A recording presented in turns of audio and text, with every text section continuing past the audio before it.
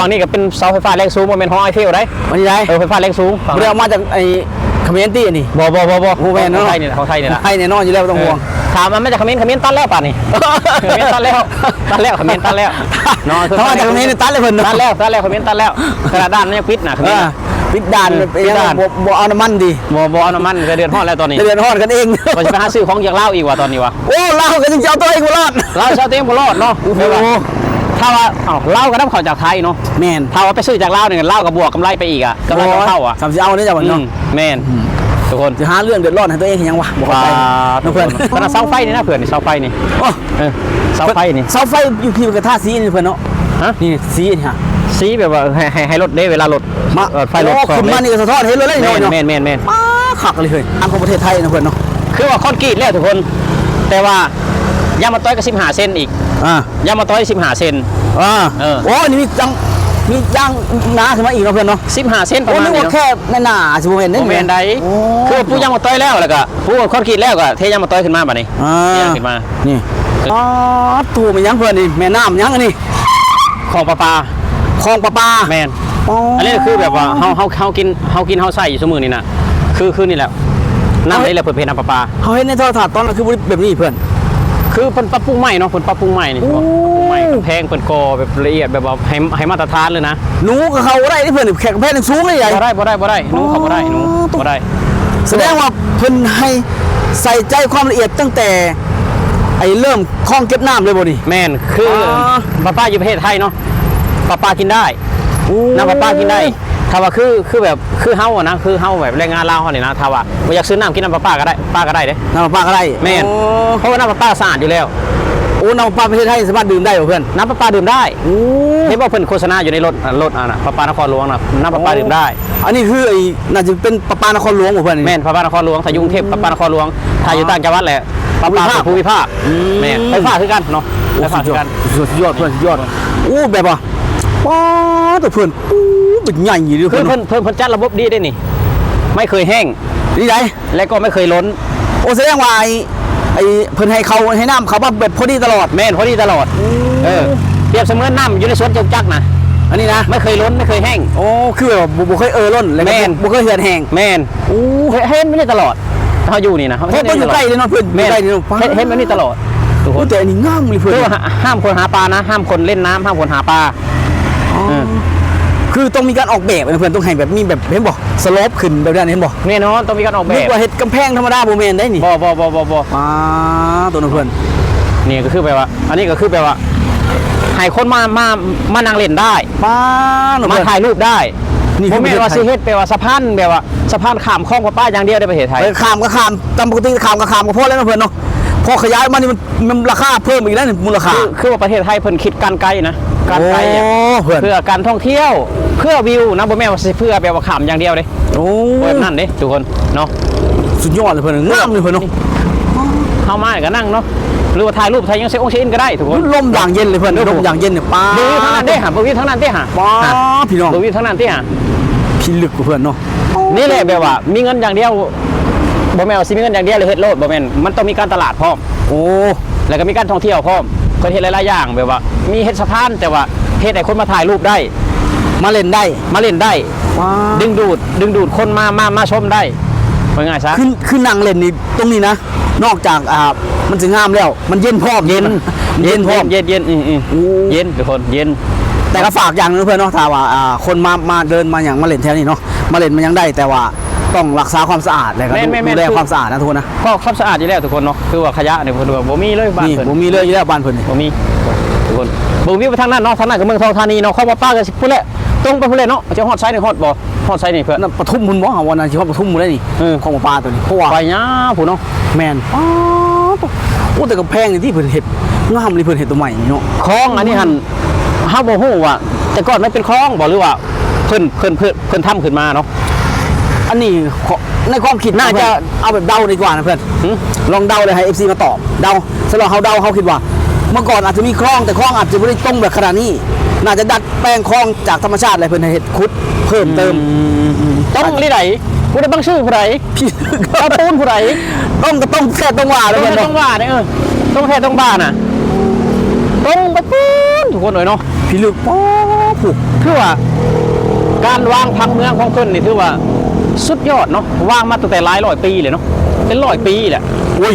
เป็น100 ปี100 กว่าปีนะ การวางพังเมืองของเพิ่นนี่ทุกคน คือคนไทยเนี่ย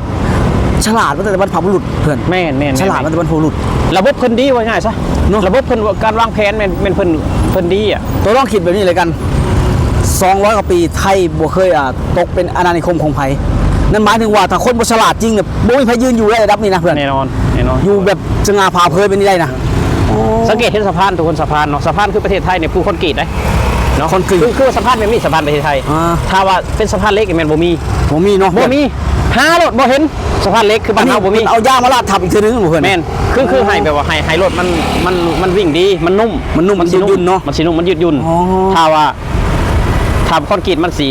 สิกระด้าง อันนี้มันเป็นถนนใหม่บ่เพื่อนนี่คือ เพราะไม่ เห็น เพิ่นตัดไม้ อันนี้ได้ป้า ตัดใหม่ ถนนหนึงงามหนึงพี่น้อง ตัดไม้ทุกคนตัดไม้โค้งไปผมเนาะก็ใส่ไฟน่าจะโซล่าร์เซลล์นะ อันนี้นะ คิดว่าแม่นโซล่าร์เซลล์นะต้นคิดว่านะเนาะสวิตช์แบบว่าอัตโนมัติปิดเปิดอัตโนมัตินี่โซล่าร์เซลล์เนาะ โอ้โซลาร์เซลล์นะเพื่อนเนาะ แม่น โอ้นี่เพิ่นเขียนอยู่ในเพิ่นนี่คลองประปานี่ประปานี่โอ้พี่น้องอันนั้นมันยังสิเพื่อน อะไร เหลืองๆนั่น ตู้ไฟ นั่นไหน ตู้ไฟ จะเกี่ยวกับคลองประปานี่บ่เพื่อน ยันแม่นนะครับว่า ยันแม่นเนอะ อันนี้คืออันนั้นควบคุมไฟ โอ้ เนาะ นี่เพื่อนอันนี้มันเป็นท่อได้ได้ไง แม่นท่อน้ำประปาเลย โอ้ท่อ น้ำประปาเลย ท่อยักษ์พี่น้องอันนี้ อันนี้เป็นไปกับเพิ่นทาสี โอ้ เนาะ โหไม่ได้ทัน แม่น โอ้พี่น้องเบิ่งหน่อยครับนะ เพิ่นสิทาสีสนุกกับคลองประปาทางในคลองประปา อุ้ยโอ้ไอ้ตรงนี้บ่เพื่อนไอ้การประปานครหลวงน่ะ แม่น ว้าวพี่น้องเบิ่งนี่ทุกคนเบิ่งนี่ป้าสปอตไลท์ส่องลงมาสนามฟุตบอลนั่นน่ะ อืม ป้าที่โทเพื่อน ฝั่งนี้ก็เป็นเสาไฟฟ้าแรงสูงบ่แม่นห้องไอเฟลได้ วันนี้ได้ ไฟฟ้าแรงสูงฝั่ง เรียกมาจากไอ้คอมเมนตี้นี่ บ่ โอ้แม่นเนาะ ของไทยนี่แหละ ให้แน่นอนอยู่แล้วไม่ต้องห่วง ถามมันไม่จะคอมเมนต์ตัดแล้วป่ะนี่คอมเมนต์ตัดแล้วคอมเมนต์ตัดแล้วเนาะ ถ้ามาจากคอมเมนต์ตัดเลยเพิ่น ตัดแล้วคอมเมนต์ตัดแล้วกระดานมันยังปิดนะคอมเมนต์ ปิดด่าน ปิดด่าน บ่เอาน้ำมันดี บ่เอาน้ำมันเดือนฮอดแล้วตอนนี้ เดือนฮอดกันเอง ก็จะไปหาซื้อของจากเล่าวอีกว่ะตอนนี้ว่ะ โอ้เราก็จะเอาตัวเองบ่รอด เราชาวเต็มบ่รอดเนาะ โอ้โห ถ้าว่าเล่าวก็นำเข้าจากไทยเนาะ แม่น ถ้าว่าไปซื้อจากเล่าวเนี่ยเล่าวกับบวกกำไรไปอีกอ่ะกำไรต้องเข้าอ่ะ สามสิบเอาเนี่ยจ้ะวันเนาะ แม่นทุกคน จะหาเรื่องเดือดร้อนให้ตัวเองเห็นยังวะบอก ปลา ไป ทุก เพื่ ค อน นแม่นลูกบ้านเพิ่นทุกคนนี่ขนาดเสาไฟนี่นะเพื่อนนี่เสาไฟนี่ โอ้ เสาไฟนี่ เสาไฟอยู่พี่กับท่าสีนี่เพื่อนเนาะ ฮะ นี่สีนี่ฮะ สีแบบว่าให้รถได้เวลารถ มา ไฟรถ โอ้ขึ้นมานี่ก็สะท้อนเห็นเลยเนาะ แม่น ป้าขักกันเลยเพื่อนขักกันเลยเพื่อนโอ้พี่น้อง เคยคืออยู่ประเทศไทยนั่นโมเมนต์แต่ว่ารถหลอดไฟลายนะคือสีอันนี้เวลามันส่องตารถมันสิเป็นหลอดไฟอีกชนิดนึงอ่ะ อ๋อแม่น นสว่าง มันสิสะท้ ที่ อน บอกเวลาเขาไปตามถนนหนทางน่ะนะ เวลาเขานั่งแท็กซี่สังเกตเลย เออ อู้เป็นตัวนี้เนาะเพื่อนเนาะ นี่แหละนี่แหละ เหมือนแสงไฟเลยเวลาเขานั่ง เหมือนแสงไฟ มันแสงไฟเลย ให้มันสว่างขึ้น ฉลาดคิดขนาดเพิ่นไผเพิ่นคิดคนแรกอะเพิ่นเนาะเนี่ยสีนี่ก็ เออ อู้ เอาตัว ขักอะไรเพิ่นป้าตกเย็นเนาะเพิ่นเนาะอยู่นี่ เย็นบรรยากาศโล่งดีทุกคนบรรยากาศโล่งดีเนาะ ตรงนี้กันเป็นตัดใหม่เพิ่นอาจจะให้ระบายรถนะครับว่าเนาะเพิ่นน่าจะระบายรถจากมาแต่ เส้น พุ่น แจ้งวัฒนะ มาแต่พุ่นระบายออก บ่ มา ได้ นี่ บ่ได้ขี่มอไซค์ไปเบิ่งว่าไปทะลุไปไซค์แถวนี้ ทะลุไปพุ่นแล้ว น่าจะศูนย์ราชการ ศูนย์ราชการไม่แหละศูนย์ แม่ ราน ชการ ระบายออกมานี่เมืองไทยพี่น้องเอ้ยบอกเลยนะเข้าใจเลยว่าเป็นยังไผจังอยากจะมาอยู่ และไผจังอยากมาเบียดเบียนขนาดน่ะงามขนาดเพื่อนเนาะ สุดยอดเนี่ยว่ะผม อุ้ย ท่านก็เป็นรถไฟฟ้าสีชมพูเนาะไปอัน ฮอดใช้เพื่อนสีชมพูนี่ สีชมพู มัน ไป มาแต่พุ่นได้นี่มาตั้งแต่ไอ้เขาเอิ้นหยังถนนไอ้ มาแต่มินบุรี ลำท่ามินบุรี มินบุรี โอ้มาพี่ มิ กับ นบุ เพื่อน รี เนาะ เลยตลาดมินไปสหายมินบุรีกับมาฮอดอันนี้เนาะเมืองทองเหลืออีกยังอีก ผมเป็นทอด ปากซอยสามัคคี ทอดซับที่เลยบ่ แค่ลายกับศูนย์ราชการอีกยังวะ ซ้ายนี่ก็ยาว ศูนย์ราชการแจ้งธนะ โอ้ เงาสายนี่กับเงาแต่ว่าราคาก็ถูกเนาะราคาก็ถูกคนในบรรยากาศเนี่ยโอ้สุดยอด ยอดเพื่อนเนาะ ประเทศไทย แล้วนะเพื่อนบ้านเฮานี่น้ำประปาเพิ่นเอามาจากไสเนาะเพื่อนบ้านเฮา น้ำประปาเนี่ยคือบ้านเขายังมีคลองนะ เนอะ มีบ่เห็นคลองประปาบ้าน น่าจะดูจังน้ำคลองอย่างเดียว แม่น้ำโขง โอ้ คือประเทศไทยคือว่าแม่น้ำเจ้าพระยาเพิ่นเอามา โอ้ เข้าใจบ่แต่เพิ่นมีระบบของเพิ่น แต่เพื่อนสังเกตนะน้ำที่เอาเข้ามานี่เหมือนน้ำจากธรรมชาติเลยนะเพื่อนนี่ คือเห็นบอกเหมือนเพิ่นใส่ใจตั้งแต่เริ่มการเก็บน้ำแล้ว แม่น การแบบว่าตุ้นน้ำสิว่าซั่นไหมเอาน้ำเข้ามาในคลองนี่คือแบบว่าเฮ็ดกำแพงไว้เรียบร้อยนี่บ่ให้สัตว์เล็กสัตว์น้อยหรือว่าใบไม้ยังปลิวออกมาแล้วทั้งนี้ตรงนี้มันบ่แม่นขั้นตอนไอ้ที่จะทำความสะอาดนะ แม่น จริงๆแล้วเพิ่นมีขั้นตอนกัน ข้างในพูนข้างในพูน ฆ่าเชื้ออีกนะ แม่น เพื่อน แม่น แต่ว่าเพิ่นใส่ใจตอนนี้เลย คือเริ่มให้สะอาดตั้งตอนนี้แล้ว การกักเก็บอยู่ในคลองแล้วพอเขาตรงนั้นเรามองถึงอีกการ แม่นมัน ฆ่าเชื้อการ มี ต่างๆเนาะ มีหลายขั้นตอนมีหลายขั้นตอน กลองอีกบางทีมันจะดื่มได้อะไรทุกคนเนาะ นี่แหละทุกคนเป็นยังคือว่าประเทศไทยน้ำไหลไฟสว่างนี่แหละนี่คือน้ำไหลไฟสว่างนี่บ่เคยแห้ง คือน้ำประปาประเทศไทยเนี่ยบ่เคยแบบว่าวันนี้น้ำไม่มานะ แม่น 4-5 วันบ่มี คือว่าประเทศไทยถ้าน้ำไม่มาจะมีรถเนาะจะมีรถประกาศตามเครื่องเสียงประกาศให้ประชาชนแบบว่าคงเขตนั้นฮู้ว่า เราจะปิดน้ำนะ เราจะซ่อมแซมท่อ เวลานั้น เวลานี้เสร็จเวลานั้นเวลานี้คือเพิ่นสิประกาศบ่แม่นเพิ่นสิอยู่ซื่อๆเด้ คือแบบว่าเพิ่น ประกาศ ให้รับฮู้ แม่นถ้าว่าบ่ประกาศคือบางประเทศน่ะโดนด่าเละ โอ้เละ คือบางประเทศน้ำประปาบ่มา2-3 มื้อ โอ้บ่ต้องเว้ายังหลายอยู่บ้านเฮานี่อยู่เมืองอ่างทองนี่เพื่อนตอนเฮาไปอยู่น้ำตามเพจหนังสือเด้อย่าว่าแต่ประกาศเลยเพื่อนช่วงหน้าแล้งเพราะน้ำมาจากเซ่เด้ คือมันสิเบิดอัตโนมัติ น้ำมันสิบ่มาเด้มันสิไหลแต่ตอนเช้าตอนแรกคือจบตอนเช้าตอนแรกคือจบ อันนี้ในตัวเมืองนะแต่บ้านนอกเขามันบ่มีน้ำประปาอยู่แล้วไงบ้านบ่อนที่เขาอยู่อ่ะ คือว่าอยู่ประเทศไทยเนาะอยู่ประเทศไทยนอกจากอยู่ในกรุงเทพแล้วอยู่ต่างจังหวัดผมมีคลองประปาแต่ว่าทุกหมู่บ้านต้องมีประปาเพราะว่ามีบ่อคนอยู่ในหมู่บ้านหรือว่าชุมชนเนาะก็สร้างขุดบ่อขึ้นมาประปาหมู่บ้านของประปาหมู่บ้าน อ๋อแม่นเพื่อน ถ้าว่าเสียเงินบ่เสียคือกันบ่เสียแบบว่าเสียจ้างพนักงานเสียค่าบำรุงอย่างนี้นะคือประเทศไทยประปาหมู่บ้าน มันก็จ่ายตามมา แม่น แต่มันสมมาพอควรน่ะ มันก็พอจ่ายสมมติว่าเดือนหนึง70 บาทเนี่ยเอาพอจ่ายแล้ววะ มันก็พอจ่ายเพราะยังเลยเพื่อน70 บาทนึง 70 บาทเฮาก็จ่ายนะแต่ว่าบ้านเฮานี่นะบ้านเฮายังบ่มีอ่ะยังบ่มีความคิดแบบนี้ โอ้บ่มีเลยเพื่อน ยังบ่มีความคิดแบบนี้ เอาง่ายนะการที่จะเฮ็ดคลองประปาหรือว่าชลประทานอันนึงที่กับเก็บน้ำนี่เพื่อประชาชนนี่ก็ยากแหละเฮาว่ะยากแหละที่จะเกิดขึ้นได้เพราะฉะนั้นแล้วต้องหา คือว่า ซื้ ข อ นา อ ด ย่างเดียว บ้านใกล้ริมโค้งเนี่ยนะคือบ้านเฮาแบบสร้างบ้านนะถ้าว่าผู้ใหญ่บ้านแบบหัวดีๆเนี่ยนะก็เก็บเงินก็มาสั่งป้าหมู่บ้านแบบเอาน้ำขึ้นในแม่น้ำโค้งหั่นนะ โอ้ต้นนี้อยู่ใกล้กับแม่น้ำโขงเพื่อน แม่น ใกล้กับแหล่งน้ำเลยนะ ใกล้กับแหล่งน้ำเลย แล้วต้องกินน้ำใส่เชิญเอา น้ำน่ะซื้อ ซื้อเอาแนะนำใส่ดิ น้ำใส่ก็สั่งเจาะบาดาล ถ้าว่าผู้ใหญ่บ้านแบบคืออยู่ในประเทศไทยนี่นะแบบว่าติดริมโค้งแบบนั้นมันต้องมีป้าหมู่บ้านมันบ่ล่ะ ต้องเก็บเงินกันหรือว่าเฮ็ดหยัง หรือว่าเพื่อสะดวกสบายตอนแรกเฮาสิลงทุนนักแน่บัดต่อไปเฮาได้แบบว่าท่อป้ามันยังแล้วแบบว่าเฮาเปิดใช้แล้วก็เดือนเก็บละเดือนละเล็กละน้อยเนาะเพื่อบำรุงแก้ไขหั่นนะแต่ว่าคือบ้านเฮาบ่มีป้าหมู่บ้านบ่มีบางบ้านก็อึดน้ำอ่ะบางบ้าน อยู่ประเทศไทยเพิ่นมีอบตอีกนะคือเพิ่นมีอบตรับผิดชอบในส่วนของป้านี่ป้าน้ำนี่เพิ่นน้ำนี่เป็นสิ่งสำคัญต่อชีวิตของคนขนาดการดำรงชีวิตนี่ถ้าขาดน้ำคือจบเลยนะไฟนี่ยังอยู่ได้นะเพื่อนบ่มีน้ำคือเกมเลยนะ โอเคมาแล้วมีน้ำเกม เพราะฉะนั้นประเทศไทยเพิ่นเห็นถึงความสำคัญอันนี้ขนาดเพราะฉะนั้นเพิ่นสิมีนอกจากป้าแล้วเข้าไปกับบ่โบเนาะเพิ่นสิมีกรมทรัพยากรน้ำในเรื่องการเฮ็ดชลประทานอีกเด้อันนั้นชลประทานนั้นเกี่ยวกับการใช้น้ำในการเพื่อปลูกของฟังเกษตรแต่ว่าป้าเนี่ยอีกต่างหากอีกเพิ่นคือแบบว่ามันมีความสำคัญอันใดมีความสำคัญเพิ่นสิใส่ใจขนาดอันนี้คือประเทศไทยบางหมู่บ้านนะอยู่ในประเทศไทยเพิ่นเอาบ่อของวัดเนาะบ่อของวัดเอาไปเฮ็ดน้ำประปาโอ้คือว่าสมมุติว่าวัดมีเนื้อที่กว้างก็ขุดบ่อของวัดทำประปาหมู่บ้านแม่นคือสำนี้มันกับคนมันกับบรรเทาความเดือดร้อนไปเยอะแยะแน่นอนอยู่แล้วแน่นอนอย่าแต่ว่าถามว่าบ้านเฮามีบ่อประปาในตอนนี้คือนครหลวงเวียงจันทน์ยังบ่ได้ 80% ซะนะควบคุมนะคือว่ามันบ่เห็นของประปาอยู่เวียงจันทน์นะบ่เห็นนะแบบบ่เห็นแบบนี้นะอยากได้เพื่อนแบบนี้เอาตรงๆเลยโอ้อยากได้เลยมันก็ได้เด้ในชีวิตตัวคิดว่าตัวสิได้เห็นบ่นั่นนี่บ่มีหรอกเพื่อนมันก็คือความจริงนะทุกคนเนาะถือว่าสะอ้อนมาซั่นเพื่อนมื้อนี้เนาะเปรียบเหมือนสายเลือดนะทุกคนอันนี้คือเปรียบเหมือนสายเลือดแน่นอนเลยเพื่อนรอเลี้ยงเหมือนสายเลือดของคนไทยก็ว่าได้แม่นสายเลือดของคนไทยนี่บ่ให้แห้งบ่ให้หยังให้ต้องให้อุดมสมบูรณ์ตลอดแบบนี้คือให้มีความสมบูรณ์แบบนี้ตลอดแม่นคือแบบมันสายเลือดว่าได้ไหลตลอดนี่ไหลตลอดน้ำไหลตลอด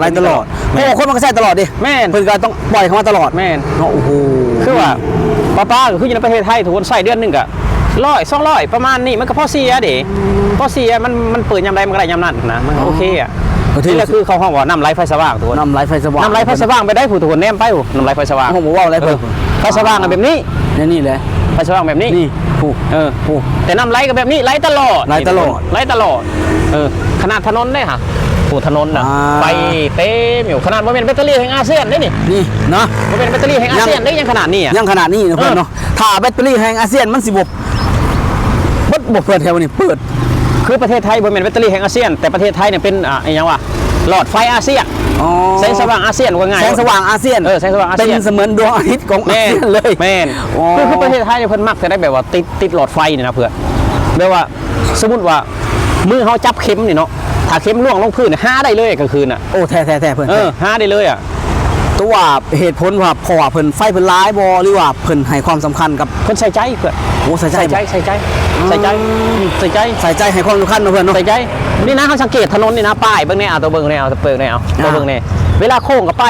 ายลูกศรนะโค้งเนาะ แม่นเพื่อน เวลาแบบทางโง่อะคือโง่ไปในนี่ เพิ่ เพิ่ น นให้ความสำคัญน่ะ ให้ความสำคัญ เข้าใจบ่ คนที่มีความละเอียดอ่อนทางด้านความคิดเนาะ แม่น แล้วก็สิ่งเหล่านี้ก็เป็นกลายเป็นมาตรฐานกลายเป็นมาตรฐานสากลไปในการ แม่น สมใส่นะเพื่อนเนาะ แม่น โอ้อันนี้คือนี่คือประเทศ สัง ไทย เกตถนนบ้านเพิ่นนะมีลูกศรน่ะเลี้ยวขวาเลี้ยวซ้ายมีลูกศรคือบอกนะเข้าใจบ่ โอ้ คือบอก เอาเส้นแบ่งจราจรในเพื่อนชัดเจนขนาดไหน คือบอกละเอียดนะ เนาะ บ่ต้องจะถามพี่น้องไทยว่าอันเส้นแบ่งจราจรสีอันนี้เพิ่นเอายี่ห้อหยังทานะ คือใหม่ตลอดวะ บ่ต้นก็อยากซื้อเมื่อให้เขาทาอยู่บ้านมันเก่าไว้อยู่บ้านนะถ้าบ่ฮอดเดือนเก่าแล้ว เขาว่ามันเก่าย่อนทางดินแดงมาเหยียบใส่อะเพื่อน คือว่านี่นะคือว่าไม่ตลอดทุกคน สุด เนาะ ยอดเลยเพื่อนนี่ คือว่าไม่ตลอด คือว่าทางเนี่ยมันเป็นเพิ่นเฮ็ดเพิ่นไม่ไหม้ทุกมื้อทุกเดือนเลยทุกคนคือทางเก่าแล้วแต่ว่าสีของเพิ่นนี่คือมาตรฐานนะเข้าใจบ่ แมนอีกอย่างนึงความจริงอะรถเพิ่นแลนด์วันหนึ่งจะนับบ้านเฮาเท่าไรต่อเท่าไรนะเพื่อน นับ รถหลายนะนี่คือความมาตรฐานของประเทศไทยนะเพื่อนเนาะ คือว่าคอนกรีตแล้วทุกคน แต่ว่ายางมะต้อยก็15เซนอีก อ่าย างมะต้อย15เซน โอ้นี่มีย่างหนาขึ้นมาอีกเนาะเพื่อนเนาะ 15เซนประ โอ้ มาณ นึก นี้ ว่าแค่ในหนาสิบ่เห็น โมเมนต์ใด โอ้ คือผู้ยางมะต้อยแล้วก็ผู้คอนกรีตแล้วก็เทยางมะต้อยขึ้นมาบัดนี้ อ่า เทขึ้นมา นี่ ถ้าคือบางประเทศกับผู้คอนกรีตถือว่า โอ้ เจริญแล้ว สุดแล้วความจริงสุด บาง แล้ ป ว ระเทศใด บางประเทศนี่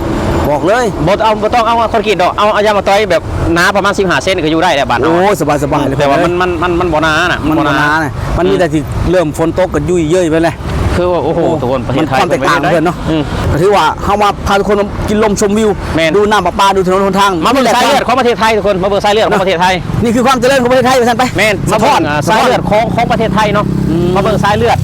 นี่แหละคือสายเลือดที่แท้จริงทุกคนแบบไหลตลอดอุดมสมบูรณ์ตลอด อุดม เนาะ สมบูรณ์ตลอด คือคนไทยคือกันเนาะแบบว่าถ้าว่าเราไม่ขาดเลือดสุขภาพเราก็แข็งแรง อันนี้คือกัน เนาะ อันนี้คือกันถ้าว่าเขาขาดเลือดแล้วก็เรื่องจ้องจ้อยไปได้ป่ะนี่ แม่น และก็เหตุผลอีกเหตุผลหนึ่งเอาเติมเนาะก่อนสิจบแล้วก็คือ เป็นยังคนไทยจะคิวพันธุ์เขาจะดีตลอดเมื่อบ้านเฮาแป๊บเดียวตัวสังเกตตัวคลองเพื่อน คือว่าประเทศไทยเพิ่นน้ำเพิ่นกันกรองใส่คลอรีนมันเรียบร้อยเนาะ น้ำสะอาด น้ำสะอาดทุกคนน้ำสะอาด แล้วมลพิษมลภาวะอากาศเองกับบอกเลยว่ามันคือความบริสุทธิ์ มั นะ นบริสุทธิ์มันไม่มีฝุ่นมันไม่มีหยัง แม่น คือเมื่อบ้านเฮานี่เนาะแบบว่าเอาสมมติว่าย่างตอนเช้าไปหันไปนี่ตอนเช้าตอนแรงมากเลยก็เอากระดาษทิชชู่มาเซ็ตเบิ่งนี่แดงหมด แม่นเลย แดงหมด คือว่าต้องกระดาษทิชชู่เพื่อนเบิ่งข้อเสือตัว ตัวเบิ่งข้อเสือ แดงหมด อันนี้คือ